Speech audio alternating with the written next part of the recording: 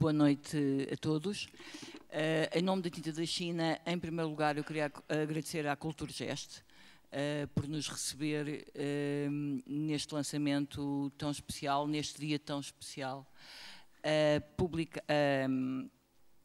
a lançar um livro que vai em terceira edição, chegou há 4 ou 5 dias às livrarias. Isso não é assim tão estranho, porque nós, a primeira edição, vendemos na íntegra no nosso site, em pré-venda. Foi uma coisa completamente inédita. Portanto, aquelas pessoas que dizem contos não se deve publicar, teatro não vende. Eu tenho a dizer que a minha experiência com o teatro tem sido sempre boa, mas este livro, de facto, foi surpreendente. Está a ser surpreendente. Há várias razões para isso, a começar pela qualidade da peça e por quem foi ver a peça e quem quis ir ver a peça e não conseguiu ver a peça. E quem não conseguiu acompanhar a última parte da peça, quando o Romeu fala, há muitas pessoas que não conseguiram exatamente seguir e tendo isto em texto é mais fácil. Eu há anos que ando a chatear o Tiago Rodrigues para publicar, porque é um dos criadores que me parece fazer muito sentido publicar em livro, e finalmente conseguimos chegar a este acordo, já aqui há uns tempos, não é? Andamos assim, ele foi-se embora e tal, e agora já temos um compromisso para ir para uns 4 livros, não é? Portanto, é um casamento perfeito. Eu tenho mesmo muito orgulho em publicar A Catarina e a Beleza de Matar Fascistas, por ser uma peça tão importante, num momento, ainda por cima, em termos políticos em Portugal, que me parece fazer cada vez mais sentido textos destes. Não deixo de ficar na dúvida se muitas das pessoas que compraram este livro não acham que é um manual para matar fascistas. Eu, enquanto editora, não vou dizer nada, nós não vamos comentar. Mas pronto, queria agradecer muito ao Tiago a confiança, à Pilar Del Rio, amiga de há muitos anos. É um grande prazer tê-la aqui. E ao Gonçalo Frota, que escreveu um pós-fácil para esta peça em que faz um contexto de tudo o que aconteceu com ela, das reações e daquilo que... porque, de facto, o que aconteceu com esta peça não foi normal. E, portanto, tal como estas vendas não estão a ser, eu acho que a recepção do público também não foi, não é? Portanto, queria agradecer a todos, agradecer a vossa presença e passar a palavra à Pilar Del Rio e depois, pronto, e amanhã tudo na avenida. Boa noite.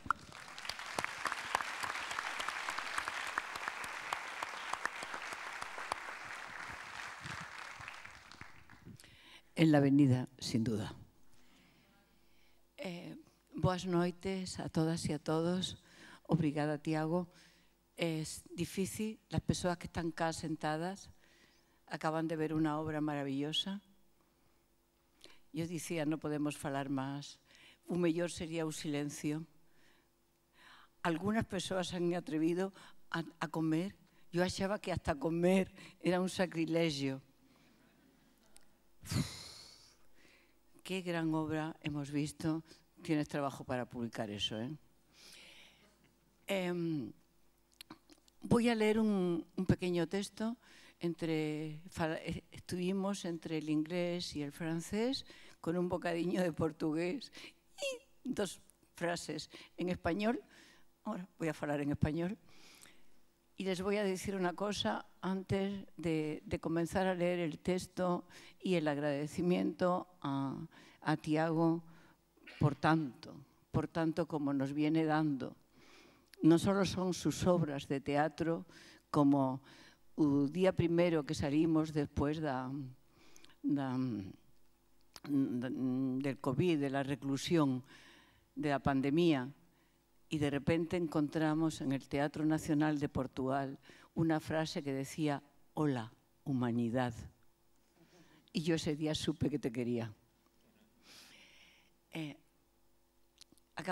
Mientras estaba la obra de teatro, mi telemóvil estaba sonando todo el tiempo. Hacía señales de que quería decir algo.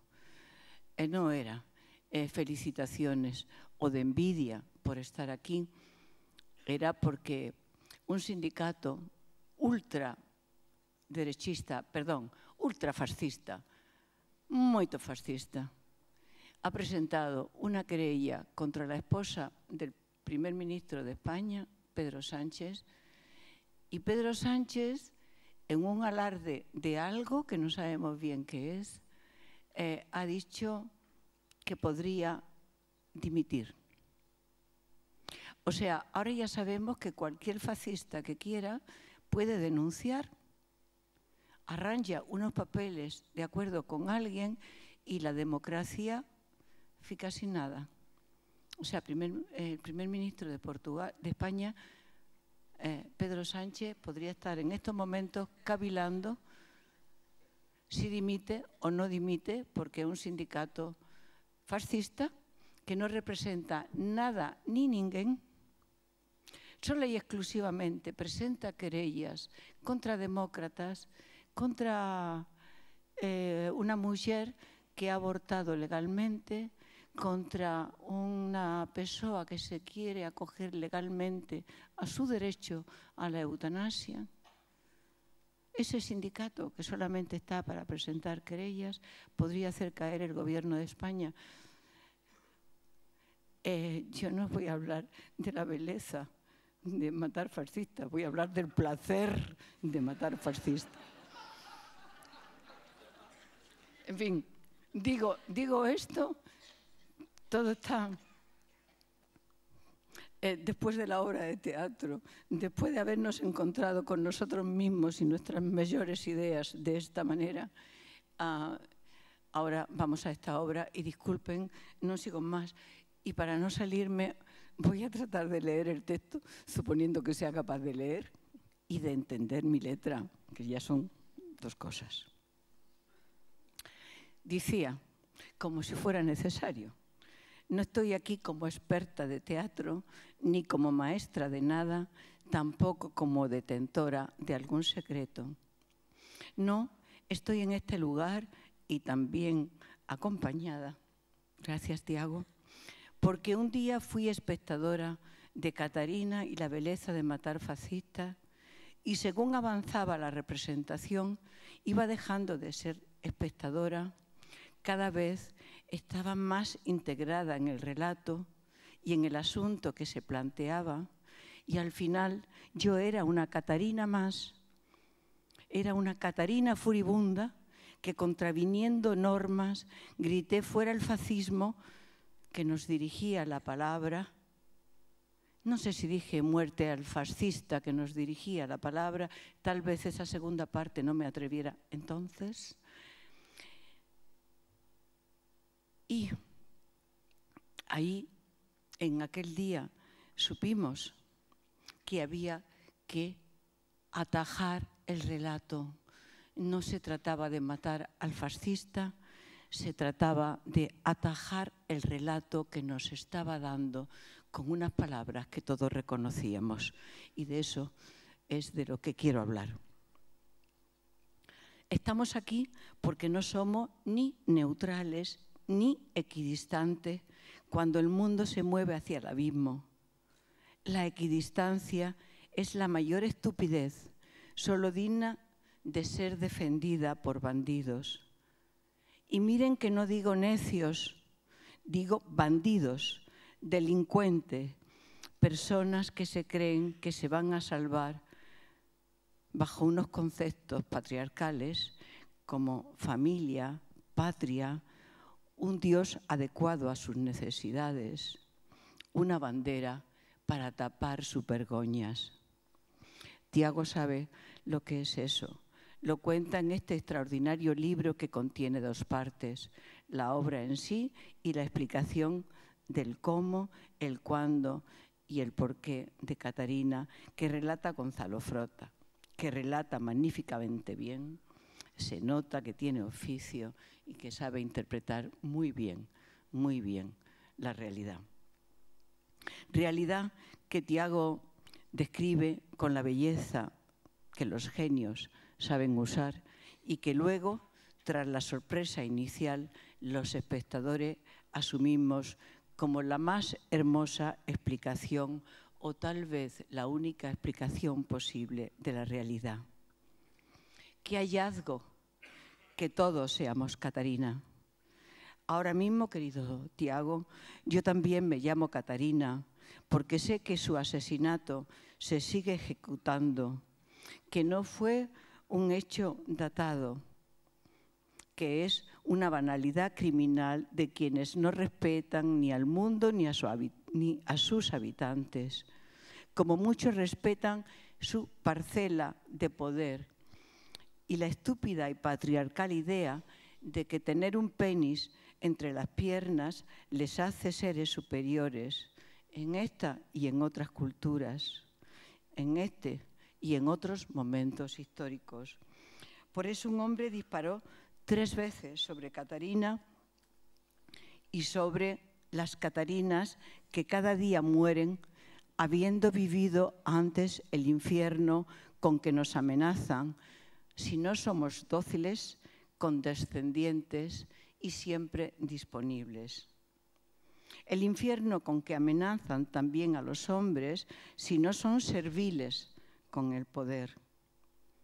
Resignados en su miseria moral o material, atemorizados con lo que les puede venir encima si no están atentos a lo que la autoridad promete y las fuerzas de seguridad de todos los países facilitan.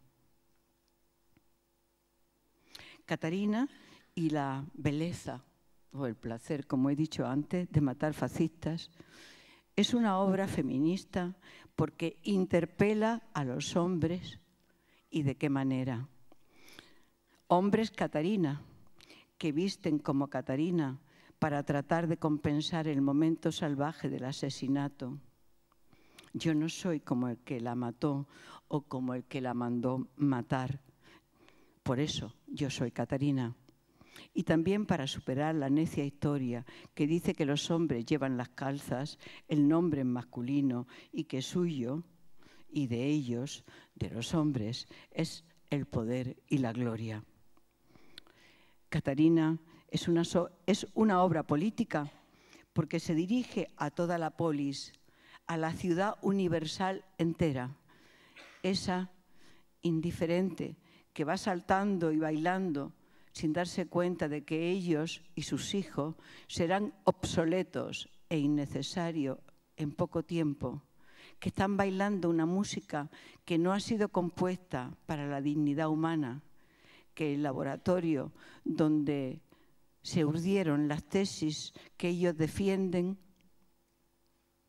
se gestó y se está utilizando y cómo está siendo servido en Estados Unidos, en Brasil, en Argentina, y también afecta a los electores de Portugal que se suman gozosos al rebaño del más demagogo sin darse cuenta de que solo Catarina es el poder porque es la voluntad y la decisión de una persona que se manifiesta consciente, absolutamente consciente de su dignidad como ser único, como ser humano irrepetible.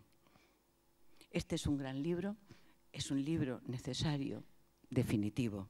Es una obra de teatro como La Bernarda Alba de García Lorca. Como La Bernarda Alba es una obra que todas y todos supimos leer para descubrir esquinas definitivas de nuestro tiempo, extrañas aspiraciones y terribles condenas. También, y porque lo queremos, alguna esperanza.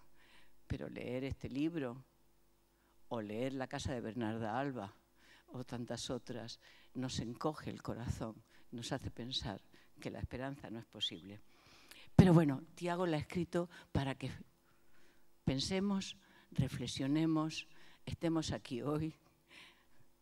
Bien, es verdad que hoy estamos saturados y masacrados de otra manera, pero Tiago, sigue trabajando, por favor, que queremos seguir vivos, y para seguir vivos tenemos que seguir pensando, reflexionando, usando la razón y la conciencia. Obrigada.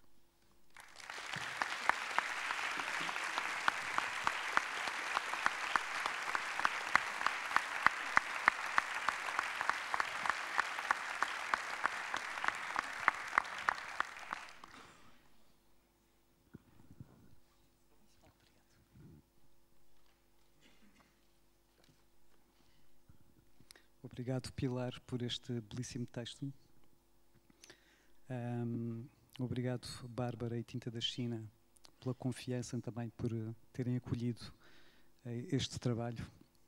E um obrigado, óbvio, muito especial a Tiago, por, desde o primeiro momento em que eu lhe falei nesta ideia, me ter incentivado e, antes disso, ainda me ter aberto as portas do processo, quando as coisas ainda são muito mais frágeis e ainda não se sabe bem no que é que vão dar. E isso é uma coisa que é algo que eu guardo como um gesto de enorme generosidade e que é extensível também, óbvio, a toda a equipa, a todos os atores e a toda a equipa técnica que desde o primeiro momento me receberam sem reservas.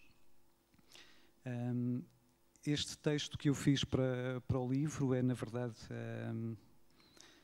acho que lhe chamámos pós-fácil, talvez por falta de melhor palavra, porque não sabíamos bem o que é que havíamos de chamar. É talvez uma longa reportagem sobre o processo de criação do Catarina, um exercício de jornalismo muito mais extenso e demorado do que aquilo que eu estou habituado a fazer. E que tem talvez vários inícios para mim.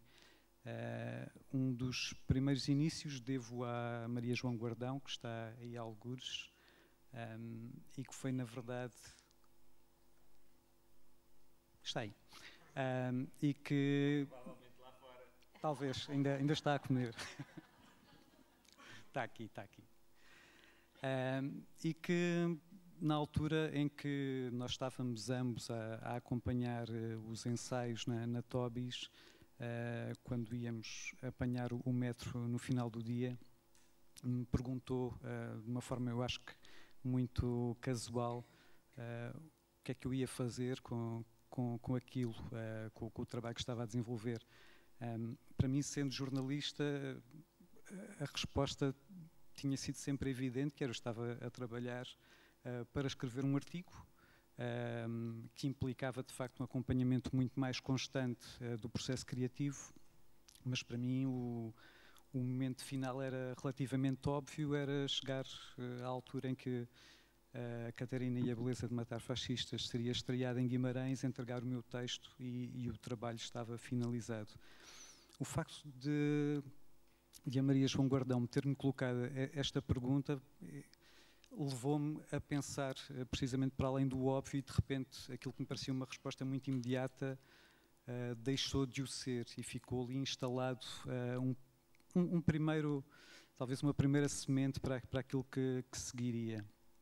Mas muito antes disto, na verdade, o facto de eu estar a acompanhar o processo criativo desta peça, eu acho que terá porventura origem num dia de março de 2017, quando nos encontramos no Teatro Nacional para falar sobre a estreia do Sopro no Festival de Avignon, que agora dirige, e estávamos, o Tiago estava a explicar com grande entusiasmo mais ou menos aquilo que imaginava para uma peça que ainda não existia.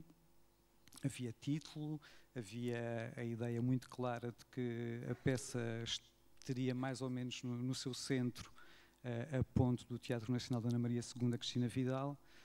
Havia inclusivamente uma cena que eu me lembro de falares, que era a primeira vez que a Cristina foi ao teatro e que tinha as pontinhas dos dedos a tocar o palco.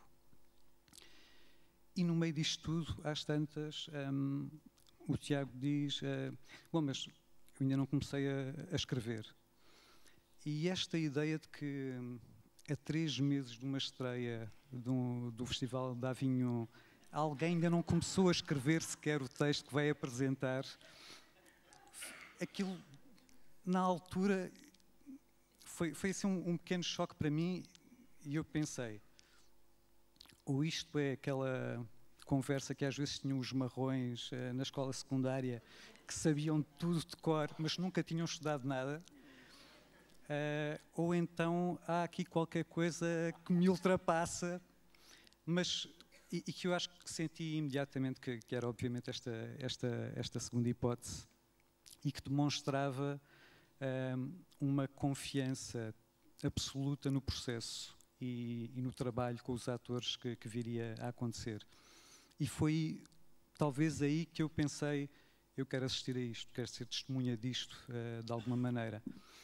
Por isso, quando houve essa hipótese de acompanhar a criação, o processo criativo do Catarina e a Beleza de Matar Fascistas, era demasiado tentador para eu poder recusar. Para além de todas as outras razões, que é não apenas o título que já existia, a sinopse que já existia e que era especialmente sugestiva, como também uma admiração artística evidente, porque eu jamais me colocaria nesta posição, tal como tu dizes que não queres, escolhes os teus elencos a pensar em pessoas com quem gostarás de estar a trabalhar. Eu também não me iria colocar numa situação de estar meses a acompanhar uma peça se não tivesse também, de alguma forma, um envolvimento para além de jornalístico, mas também pessoal e emocional com aquilo que iria acontecer. Estava muito longe de imaginar o resultado desta peça, como é óbvio, nem vocês sabiam o que é que ia acontecer, não é? Mas foi um processo incrivelmente rico e que, agora voltando para um outro momento de decisão essencial, quando eu via a peça pela primeira vez em Guimarães e depois voltei a vê-la no CCB, acho que também senti nessa altura de que tinha, isto digo eu, talvez agora retrospectivamente e percebendo aquilo que me poderá também ter levado a este trabalho, custava-me cortar a ligação com a peça. E percebi de imediato que havia que explorar isto mais, levar a coisa muito mais ao fundo, e tinha uma enorme vontade de falar com todas as pessoas, com o elenco todo e com a equipa técnica, de uma maneira que não fosse recolher meia dúzia de citações para usar num artigo. Embora aqui as citações também possam não abundar assim tanto, a verdade é que este texto é todo muito construído com base nessas conversas que foram de uma generosidade imensa.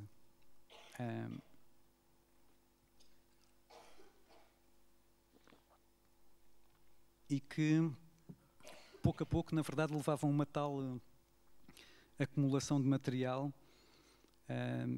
que a cada nova entrevista que eu ia fazendo, ela era naturalmente alimentada por todas as outras que tinha feito antes, e havia sempre novas questões a surgir.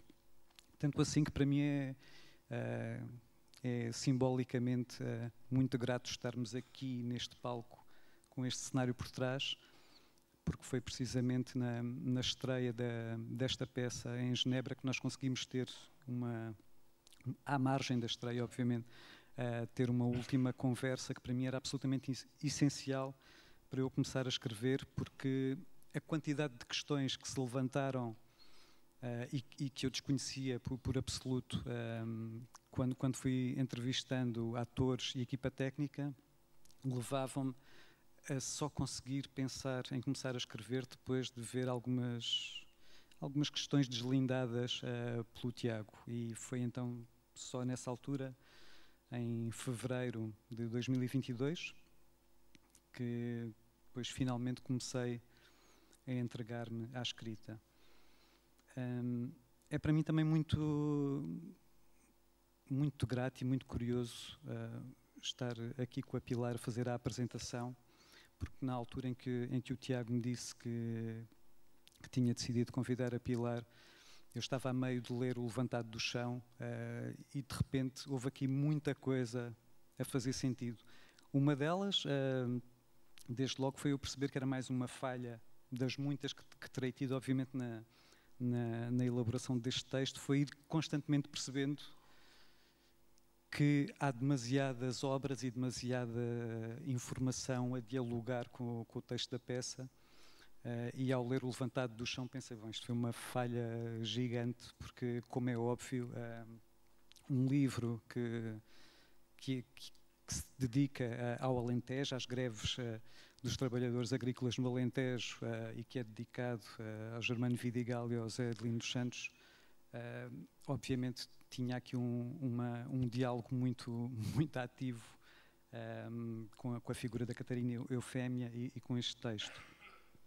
Mas, no fundo, isto para mim também significa que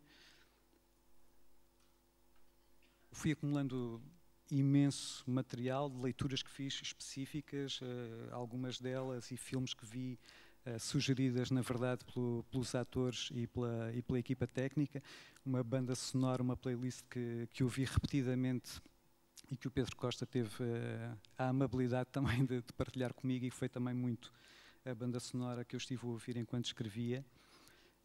Mas tudo isto foi assim um manancial de informação que se tornava difícil de gerir, e a uma certa altura eu achei que simplesmente nem sequer conseguiria pôr um fim ao texto, porque eram constantes as solicitações, quer do que estava a acontecer, quer de leituras até acidentais que ia fazendo.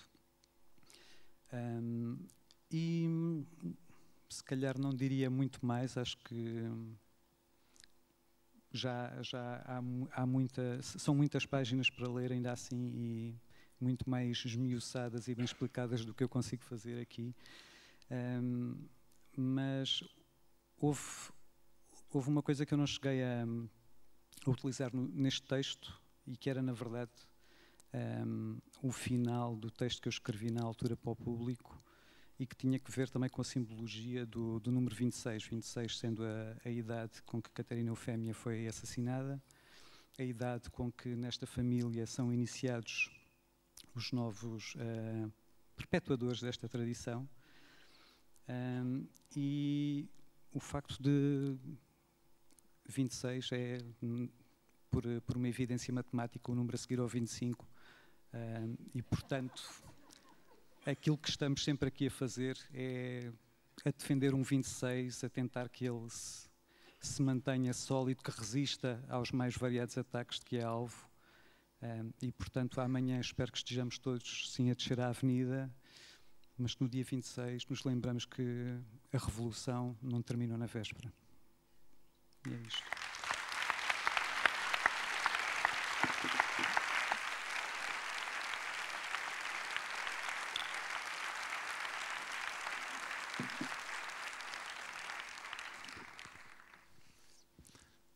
Olá, muito boa noite. Chamo-me Tiago Rodrigues e aparentemente fiz um livro. Obviamente tenho que começar por agradecer aos nossos anfitriões, a Culturgest, por nos acolher, esta magnífica equipa deste lugar magnífico, aberto ao público há 31 anos e dirigido hoje. Eu agradeço na pessoa do Mark de Puter, que julgo que está por aí, a hospitalidade de toda a equipa. Hoje tive o grande privilégio de estar na Embaixada da Bélgica durante umas horas para ver, em primeiro lugar, para ver o Mark de Puter receber as insígnias de Cavaleiro do Reino da Bélgica pelo fantástico trabalho que fez em prol da cultura portuguesa desde há 30 anos.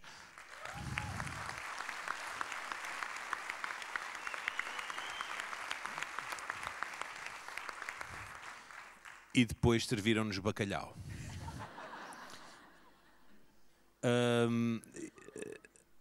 Gostaria de agradecer à Tinta da China e à Bárbara pela paciência e persistência e por continuar a insistir em persuadir-me de que sou autor. É de uma grande generosidade e estou muito feliz, obviamente, por ver este texto em livro, não tanto pelo meu desejo, porque o meu respeito pelos autores e os verdadeiros escritores é demasiado para me sentir a fazer parte do grupo, mas é um grande privilégio poder estar na Tinta da China, por exemplo, ver o meu nome ao lado de gente que eu admiro imenso e de autores de ficção e de não ficção que fazem com que esta editora seja uma editora, por um lado, de resistência e por um lado de felicidade para os leitores em língua portuguesa em Portugal e em todo o mundo e portanto, para mim é assim uma grande honra fazer parte do catálogo Tinta da China a partir de hoje e poder sobretudo, também fazê-lo com um livro que tem a particularidade de, sim senhor, ter o meu nome um bocadinho maior que o nome do Gonçalo Frota na capa, mas que na realidade, eu estive a contar as páginas, eu escrevi 120 páginas deste livro e o Gonçalo escreveu 100. Mas o Gonçalo escreveu prosa. Eu escrevi teatro. O espaço em branco numa página de teatro é absolutamente enorme. E isso dá-vos uma medida da quantidade de texto que escreveu o Gonçalo Frota. Eu essa comparação ainda não fiz, mas a quantidade de caracteres de Gonçalo Frota neste livro, comparadas com a quantidade de caracteres escritas por mim, explica bem que efetivamente eu não sou um desses marrões que estudou imenso e que depois diz, não, eu não estudo nada, eu sou mesmo aquele tipo que quando chega ao prazo de entrega começa a trabalhar. Portanto, este livro é em grande medida fruto do trabalho do Gonçalo, que é coautor deste livro.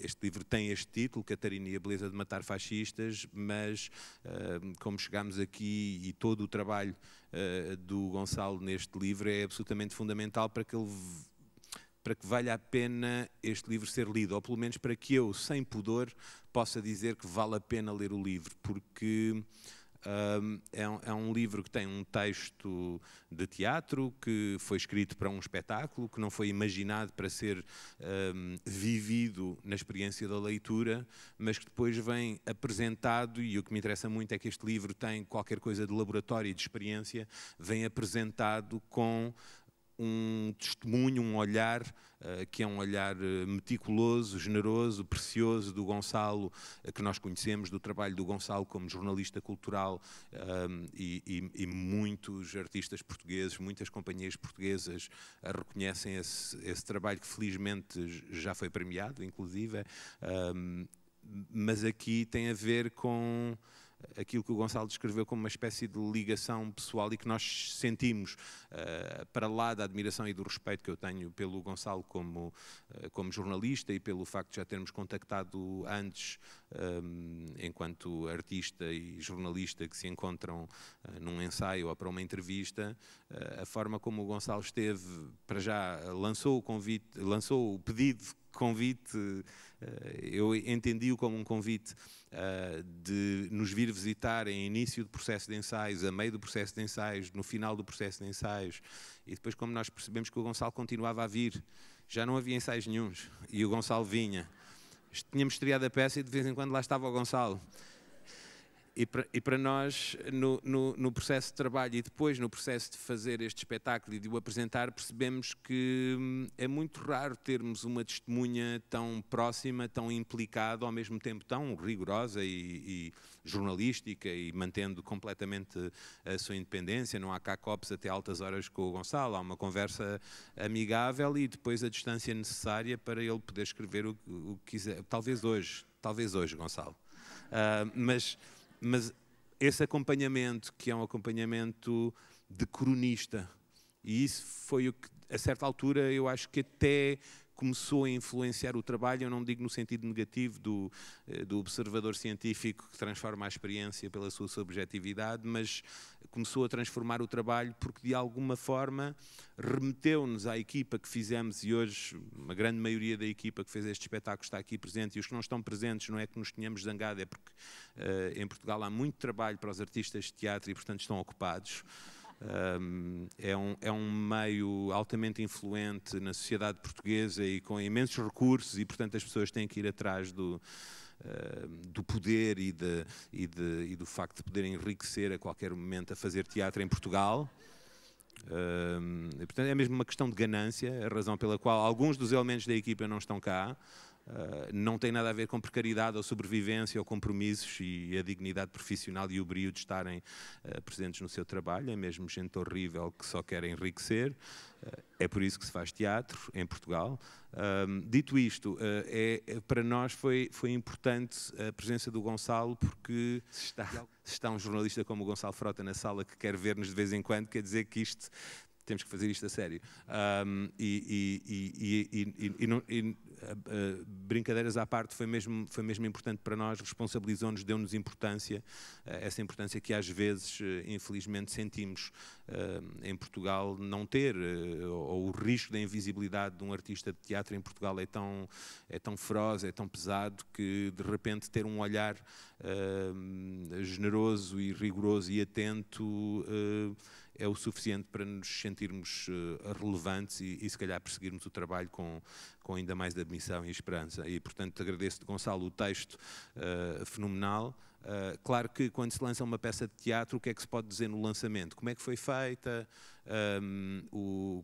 Tudo o que está por trás, os bastidores, como no livro está isso. Eu agora não vou poder contar essas histórias, porque já estão no livro e relatadas de uma forma que me fez aprender tremendamente também sobre a forma como eu trabalho, como tenho trabalhado e como gostaria de vir a trabalhar.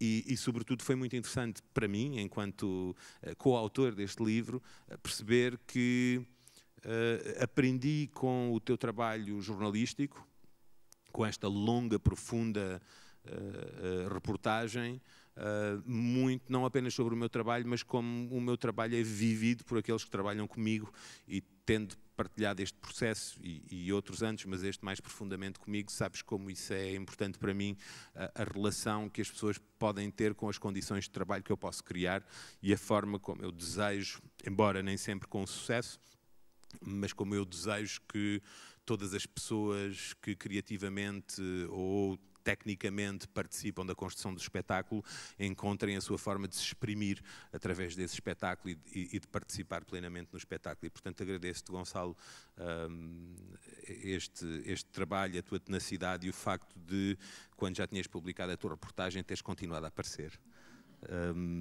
Vou ter que agradecer isto, eu não tenho nada para dizer, eu tenho só agradecimentos para fazer.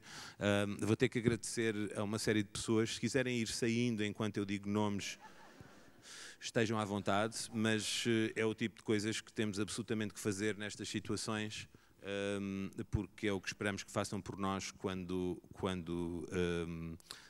alguém tem a oportunidade. E, portanto, obviamente tenho que agradecer aos atores que criaram este espetáculo e que têm feito parte deste elenco: o António Afonso Parra, o António Fonseca, a Beatriz Maia, a Carolina Passos Sousa, a Isabela Abreu, o João Vicente, o Marco Mendonça, o Pedro Gil, o Romeu Costa, o Rui M. Silva, a Sara Barros Leitão e o João Pedro Vaz, o Fernando Ribeiro, que fez a cenografia.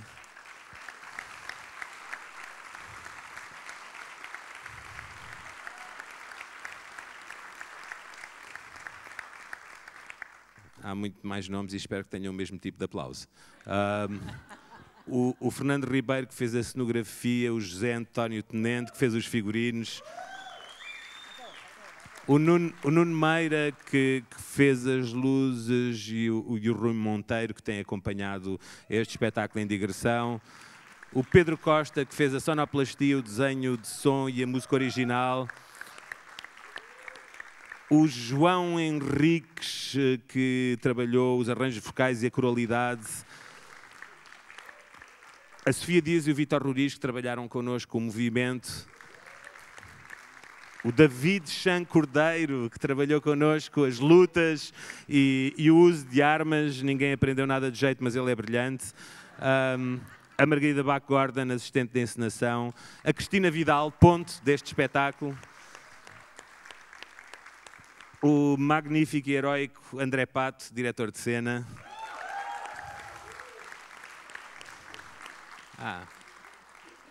O André tem um grupo de fãs aqui. A Patrícia Pimentel, que fez a legendagem, o Tomás Rezendez, que fez a tradução para francês, e o Daniel Hunt para inglês, a Rita Forjás e o Pedro Pestana, que fizeram a produção executiva. Todos os coprodutores em Portugal, vou citar os dois, obviamente, o Centro Cultural Vila Flor, onde nós criámos o espetáculo, e o Espaço do Tempo, que foi coprodutor e onde fizemos a residência artística inicial, onde a Gonçalo começou a acompanhar-nos. E, naturalmente, já não digo isto há muito tempo, e agora vou dizer, e com grande prazer, a extraordinária equipa do Teatro Nacional da Ana Maria II.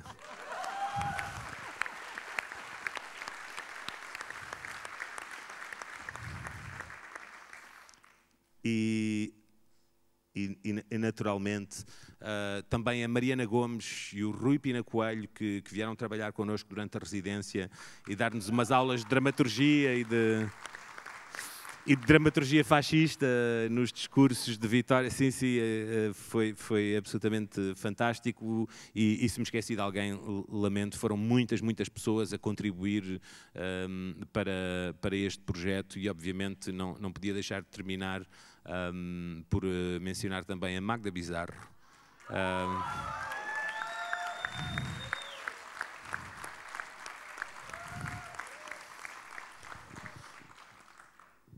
A Magda é aquela pessoa, a Magda é um colaboradora artística, mas no fundo é a pessoa que move,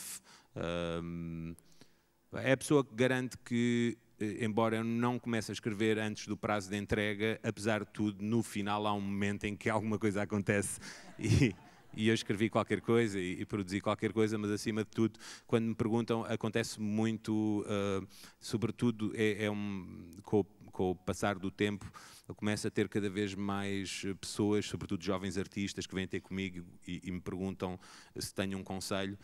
A partir do momento em que há o primeiro jovem artista que te pergunta se tens um conselho, tu percebes que criativamente acabou. E isso eu aceito, estou em paz com isso, e então, como alguém que criativamente acabou, aceito que tenho conselhos para dar. E o conselho que dou sempre é: encontra uma pessoa, não tem que ser necessariamente a mesma a vida toda, eu tenho a sorte de ter essa pessoa desde há muito tempo, mas encontra uma pessoa que acredita em ti. E depois, para que outros acreditem em ti, tens que estar a tentar falar com os outros, mas sempre assim a olhar para aquela pessoa para ver se ainda acredita em ti.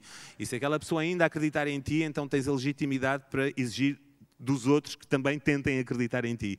No momento em que aquele olhar dali já não for um olhar de convicção e de confiança, então aí tens que voltar atrás e retrabalhar qualquer coisa.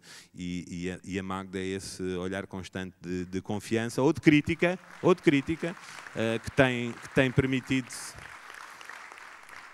que as coisas aconteçam. Antes de vos passar a palavra, porque acho que há microfones na sala e provavelmente há perguntas. Se não houver perguntas, não há problema, eu tenho respostas. Queria só dizer que, obviamente, a ideia de publicar teatro é sempre cheia de reticências. O que é que significa poder ter teatro no papel? Uma das coisas que me deu muita confiança para publicar este livro foi necessariamente a tinta da China, mas também o facto de vir acompanhado com este olhar do Gonçalo, ou seja, este livro é um texto de teatro acompanhado da história de um espetáculo, e acho que ambos têm essa capacidade de propor a imaginação, propor a cumplicidade criativa do leitor.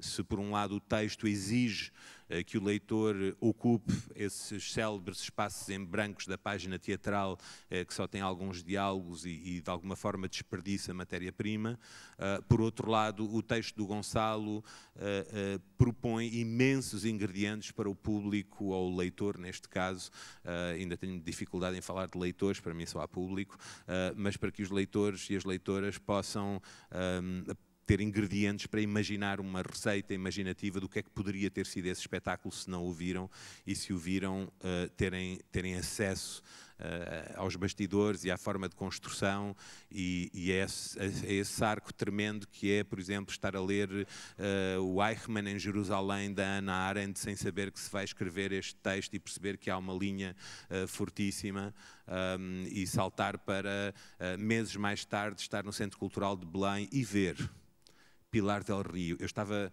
num lugar privilegiado, estava num camarote lateral, e ver Pilar del Rio durante a cena final de Romeu Costa a fazer aquela cena absolutamente fenomenal que só em Portugal é que não ganhou os prémios todos, e a transformar, e agradeço-te, Romeu, como a todo o elenco, mas agradeço-te, Romeu, porque há qualquer coisa de fundamental que se passou no meu percurso pela forma como tu aceitaste corajosamente e generosamente, e aceitas ainda hoje fazer esta cena que é que é sobrenatural.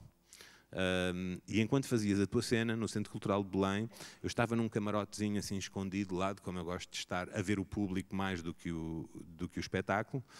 Não que o espetáculo não mereça ser visto, mas já lá vão 4 anos e, portanto, eu gosto de ver o público a ver o espetáculo, esse ricochete que é muito bonito, e vejo Pilar del Rio, ao lado de Francisco Louçã, que está aqui esta noite, Pilar del Rio, que diz agora, eu não sei se disse alguma... Não, gritava, insultava em espanhol. Assassino! E Francisco Louçã, ao seu lado, que dizia, mas ó Pilar, é teatro.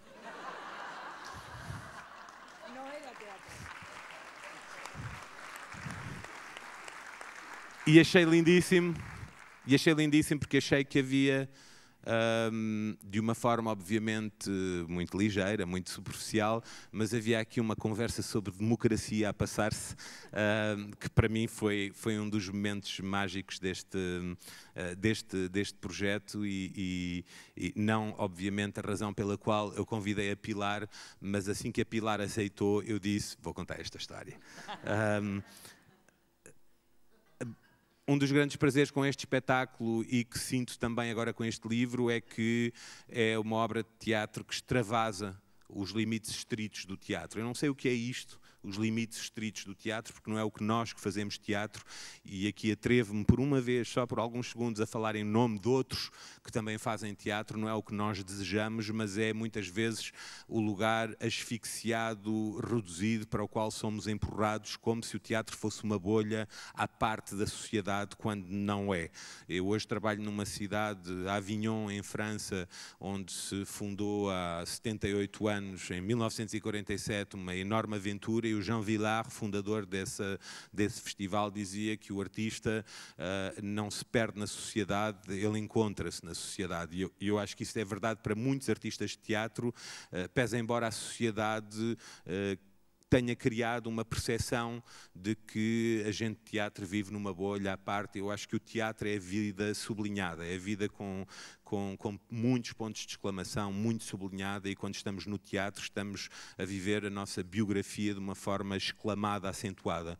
E acho que há um desejo da esmagadora maioria dos artistas de teatro de se inscreverem na sociedade, e quando acontece, quando isso é perceptível, quando, seja pela controvérsia, porque o título incomodou uma data de fachos, seja porque o espetáculo incomodou não apenas os fachos, mas todo o espectro político, mas que há um debate que extravasa as estritas páginas da cultura, que são cada vez, infelizmente, mais estritas por causa da concentração económica dos meios de comunicação social, que condenam a uma asfixia cada vez maior as páginas de cultura quando elas ainda existem.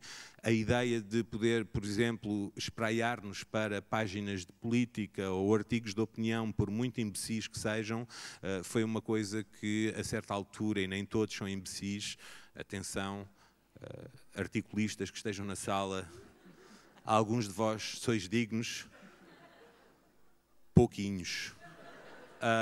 Mas isto para isto para dizer que esta peça devolveu, sendo uma peça em que eu de alguma forma exprimia uma desconfiança no diálogo e sobretudo também na criação artística, e penso que com o Gonçalo falámos algumas vezes sobre isto. Muitas das minhas peças, de uma maneira ou de outra, arranjam uma forma de, mesmo sendo tragédias, no final da peça, apaziguar, devolver o público a uma espécie de confiança na humanidade. E quando comecei a escrever esta peça eu sabia que queria o contrário, não queria fazer as pazes no final. Muitas vezes as minhas peças são uma longa discussão e depois muito rapidamente fazer as pazes. É o meu temperamento também. Grandes discussões e depois fazer as pazes o mais depressa possível, porque depois há o 26, não é? Amanhã é outro dia. E com esta peça eu disse, eu quero fazer uma peça em que no final não faça as pazes. Eu não quero fazer as pazes com o público, não quero que o público saia com um sorriso dizendo a história é triste, mas apesar de tudo, a humanidade... Não, quero um problema no final. Quero não ter vontade de encontrar o público no final da peça. Quero ter problemas em passar no passeio, como faço sempre, à frente do teatro, para me cruzar com o público e ver como é que estão as pessoas. Quero ter medo de fazer isso, quero que o público saia perturbado. E acho que, pronto, foi mais ou menos eficaz.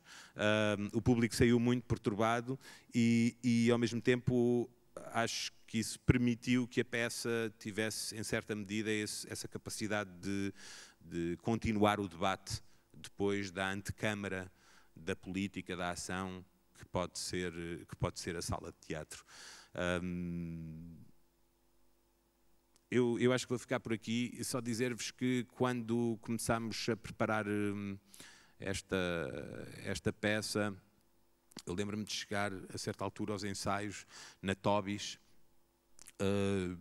e estava a Isabela Abreu num intervalo, depois de eu ter apresentado algumas cenas que projetavam a distopia desta peça, que é em 2028, estávamos nessa altura no verão de 2020, já depois de ter adiado a estreia que estava prevista para maio, a projetar uma estreia no Centro Cultural Vila Flor em Guimarães em setembro, que efetivamente aconteceu, e portanto estávamos a trabalhar no verão e eu chego com algumas cenas que projetam a distopia da peça, que é a peça passa-se em 2028, estamos em 2020, e em 2028 a extrema-direita tem a maioria absoluta na Assembleia da República e prepara-se para mudar a Constituição e, portanto, termina o regime democrático em Portugal.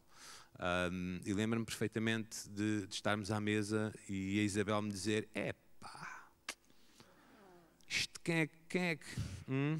isto não é credível. Está bem. Temos há uns meses como é que eu ia dizer isto sem ser processado? Aquela coisa na Assembleia da República. Mas vá, pensar que daqui a 8 anos, quer dizer, talvez pudéssemos projetar um bocadinho mais longe para ser um bocadinho mais credível. Eu na altura partilhei, inclusive, dessa opinião da Isabel e pensei, sim, é exagerado, mas é uma distopia. A ideia é essa, quer dizer, é tipo, temos que impressionar as pessoas e tem que ser uma coisa que pode parecer improvável, mas ao mesmo tempo a ideia do pesadelo. E 4 anos mais tarde, estamos onde estamos, caras amigas, caros amigos, o que, por um lado, é a prova de que o teatro não resolve a coisa, porque se fosse à conta deste espetáculo, isto estava melhor. Portanto, o teatro não chega. Não estou a dizer que o teatro não é necessário, mas o teatro não chega. E por isso é que eu falo de antecâmara da ação. Acho que há uma vontade neste espetáculo de questionar. Não tenho resposta. Se tivesse a resposta, não estava aqui. Eu tinha integrado uma lista para as europeias ou para as legislativas. Estou a falar a sério?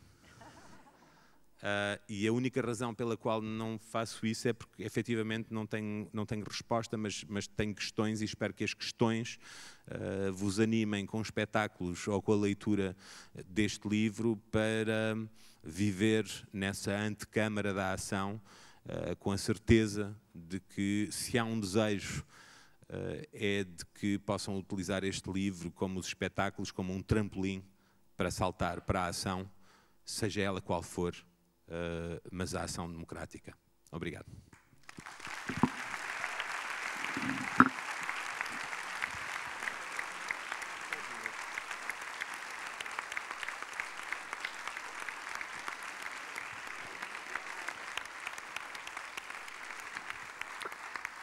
Antes de terminarmos, vamos ter uma surpresa. Vamos ter uma surpresa neste palco daqui a 10 minutos, mas antes disso temos 10 minutos para perguntas que possam haver na plateia. Se não houver perguntas, há perguntas na plateia. Se não, haveria outras histórias a contar, mas está ali uma pergunta. Ali, eu acho que há microfones. Certo, está ali, está ali. Obrigado.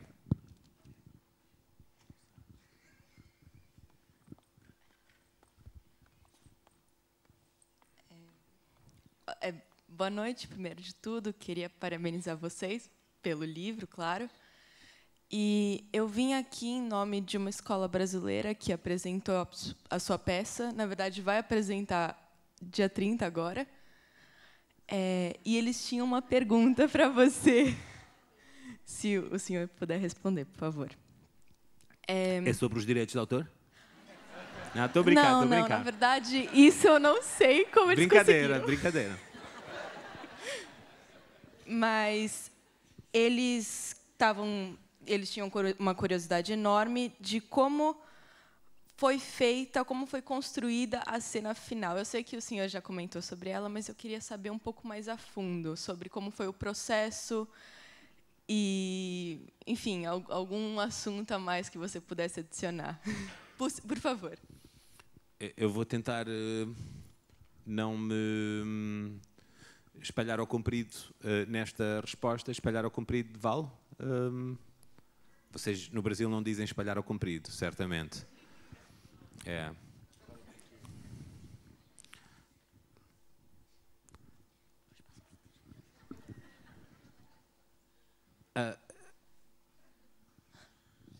Durante a primeira semana de trabalho, início de março, ainda não sabíamos que o espetáculo ia demorar muito mais a fazer do que pensávamos, porque achávamos que a pandemia era uma coisa que não ia chegar, ou quando chegasse era uma semanita. E portanto, estamos no início de março, numa residência artística em Montemoro Novo, no espaço do tempo, o sítio mais importante para a criação portuguesa, ou mais subestimado em termos da sua importância para a criação portuguesa, que transformou o teatro e a dança portuguesa. E estávamos lá a fazer uma residência e a experimentar coisas, improvisações, uns primeiros textos, a discutir o que é que podia ser a peça, um pouco a fazer como as crianças, e se esta peça fosse isto ou aquilo, com muitas propostas do elenco, de toda a equipa, muitas leituras partilhadas, documentários que foram vistos, e mesmo no final, já com as malas feitas, estávamos a ir embora, tínhamos acabado de comer, a caminho já da saída, no pátio, numa última conversa de despedidas, não sei como surge o e se no final eles morressem todos e só sobrasse o fascista e ele fizesse um grande discurso ao público, porque é isso que faz o fascismo, ou a direita radical, ou a extrema-direita ultraconservadora, populista, demagógica, de inspiração fascista, que é ocupar o vazio. Assim que há um vazio, o vazio é ocupado. E, portanto, e se criássemos um vazio com a morte de toda a família, spoiler, ou quase toda a família, mistério, e o fascista fizesse depois um longo discurso ao público. E pareceu-nos suficientemente escandaloso para ser interessante. E ficou assim no ar. Talvez isto seja o final. Corta para confinamento, ou seja, eu tive tempo demais para pensar no assunto, e comecei a ver discursos de vitória, sobretudo, de extrema-direita, desde o Viktor Orbán ao Bolsonaro. Aliás, o discurso do fascista começa com uma citação de Bolsonaro: quero falar-vos de liberdade. E que é um dos exemplos máximos de apropriação de conceitos pela extrema-direita populista. E o discurso é uma espécie de... não é copy-paste, porque foi escrito de raiz, mas é uma espécie de mergulho durante várias semanas no estudo, leitura e, sobretudo, visionamento de vídeos de discursos de líderes de extrema-direita, que foi um estudo altamente interessante, mas também muito cansativo e que exigiu muitos duches ao final do dia para me limpar daquilo. E o desafio que eu coloquei a mim próprio foi um desafio parecido com o Lefebvre, que é um speechwriter, o autor dos discursos do Obama, que fez um exercício a certa altura que foi o de tentar fazer o melhor discurso possível para o Donald Trump. E eu, na altura, coloquei-me esse desafio. Se eu escrevesse um discurso para um líder de extrema-direita, qual era o melhor discurso que eu podia escrever? E os discursos são sempre longos. Uma coisa assim, tipo meia hora. Tipo o Outro Palhaço em Beja, por exemplo. Meia horinha. Com tudo. E passei algumas semanas a escrever isso.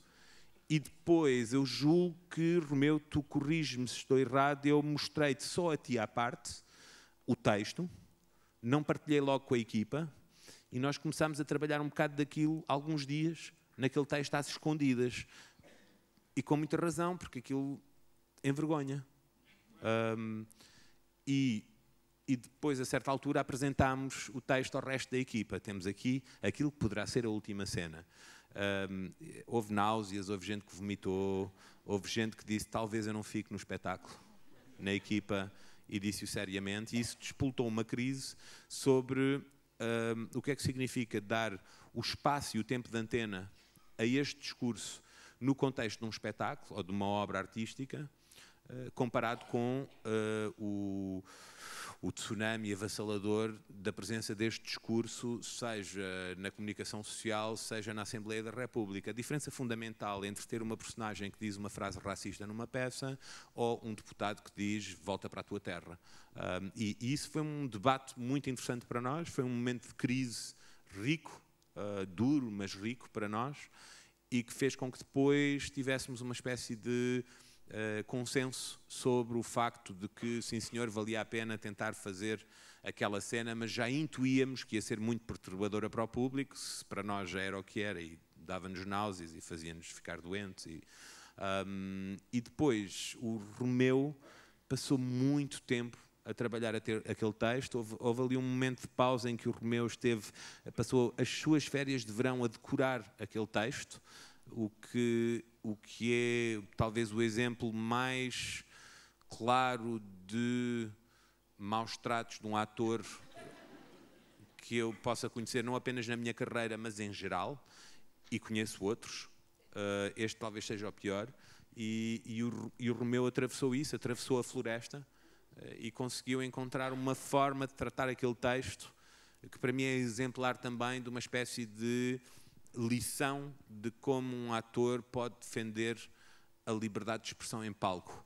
Ir ao encontro do oposto total, sabendo que no contexto artístico, ir ao encontro do oposto total é a capacidade de reconhecer, mesmo que seja uma ínfima réstia de humanidade naquele outro odioso, e ao mesmo tempo depois representar tudo o que é odioso naquela ínfima réstia de humanidade. E eu acho que para mim foi uma das grandes lições de teatro que eu vivi na minha vida.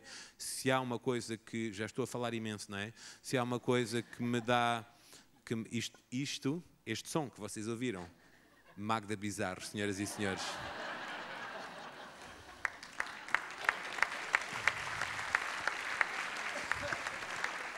E isto porquê? Porquê isto? Eu acho que já tinha respondido, já só estava a tentar dizer palavras. Estava a fazer aquela coisa que estava a ser mais Faulkner do que Hemingway. O Faulkner dizia que o único problema do Hemingway era que conseguíamos ler um livro inteiro sem recorrer ao dicionário. e por isso é que eu prefiro o Hemingway, embora o Faulkner seja um gênio. Dito isto, este som é porque nós temos uma surpresa para vocês. São 22h54. Há precisamente 50 anos, daqui a um minuto, há 50 anos, às 22h55, passou na rádio a primeira senha para o 25 de Abril. E por isso eu queria, para 50 anos depois, podermos fazer eco desse momento que inaugurou um processo corajoso, heroico, que levou ao facto de eu hoje poder ter chamado palhaço a alguém neste palco, chamar a este palco, alguns de vocês viram um espetáculo antes e, portanto, vão reconhecê-los, o Gabriel Ferrandini e a Beatriz Barasch.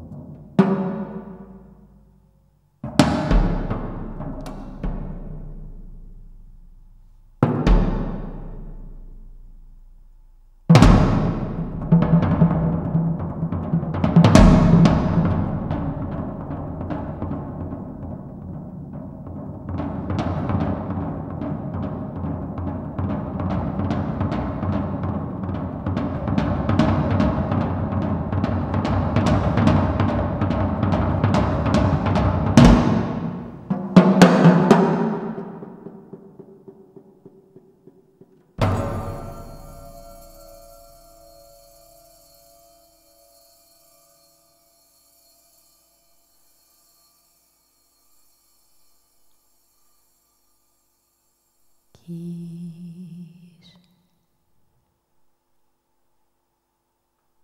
saber quem sou, o que faço aqui, quem me abandonou,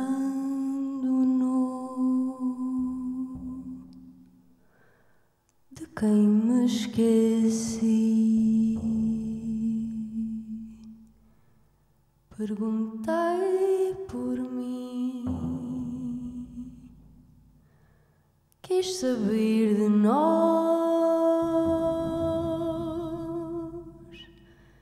mas o mar não me traz tua voz em silêncio, amor, em tristeza e fim. Eu te sinto em flor, eu te sofro em mim, eu te lembro assim. Partir é morrer, como amar é ganhar e perder. Tu vieste em flor, eu te desfolhei, tu te deste em amor, eu nada te dei, em teu corpo, amor, eu adormeci, morri nele e ao morrer renasci. Depois do amor